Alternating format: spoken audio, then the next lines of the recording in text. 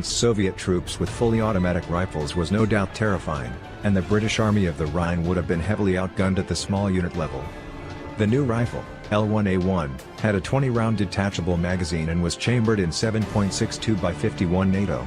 It was also semi-automatic and, unlike the original F-Enfield battle rifle it was based on, built on the Imperial measuring system. The L1A1 served for decades, through the Suez Crisis and the Falklands War, where ironically British troops fought Argentinian troops armed with fully automatic full rifles.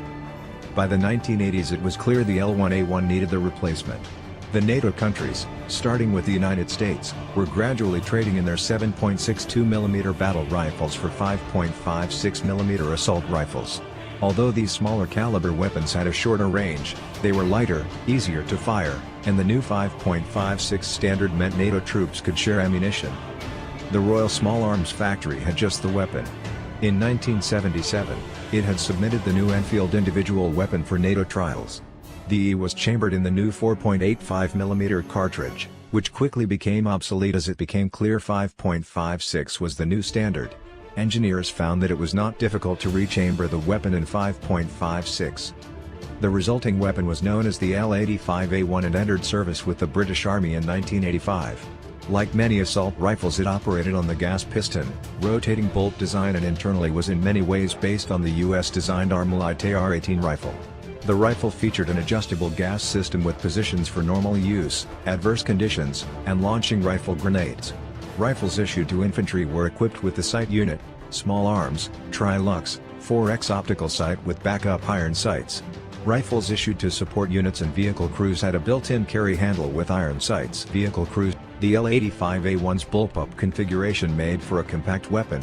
Even with a 20-inch barrel, the rifle was only 30.9 inches long. By contrast, the U.S. Army and Marine Corps M16A2 with 20-inch barrel was 39 inches long. This made the rifle easier to handle in tight spaces, such as urban terrain or inside a warrior infantry fighting vehicle. Downsides common to early bullpups included a fixed length of pull and the need for left-handed shooters to learn to shoot with their right hand or have the unpleasant experience of ejecting brass pummeling them in the face. The L85A1, often referred to as the SA-80, was seemingly off to a bright start, but users quickly discovered problems.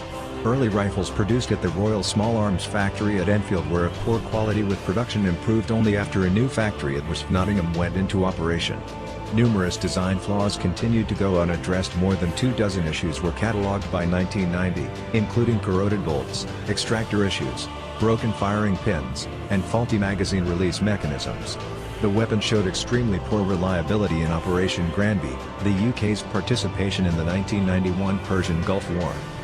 The rifle was praised for its accuracy when it worked properly, but that was nowhere near often enough.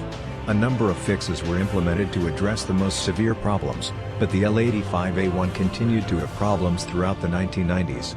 In 1998, German small arms manufacturer Heckler & Koch received a contract to modify L85A1S to the L85A2 standard, incorporating further changes designed to boost reliability. In 2016, the British Army began converting rifles to the A3 standard. The A3 standard is mainly a functional improvement rather than reliability upgrade, meant to keep the rifle useful until 2025. The A3 involves upgrades to the upper receiver, a new handguard with a full-length Picatinny rail, and compatibility with the Heckler & Koch AG36 underbarrel grenade launcher. The Suzette sight is replaced with a Trigicone ACOG 4X sight or Elk Inspector lightweight day sight. Although London eventually ordered 300,000 L85s, outside the British Army the weapon was a failure. A small number were donated to Commonwealth countries as foreign aid, but no other country actually bought the rifle. British Special Forces, including the SAS and SBS, preferred the M16 rifle and later a version of the M4 carbine, the C8, produced by Colt Canada. Not even the Falkland Islands Defence Force equipped itself the L85.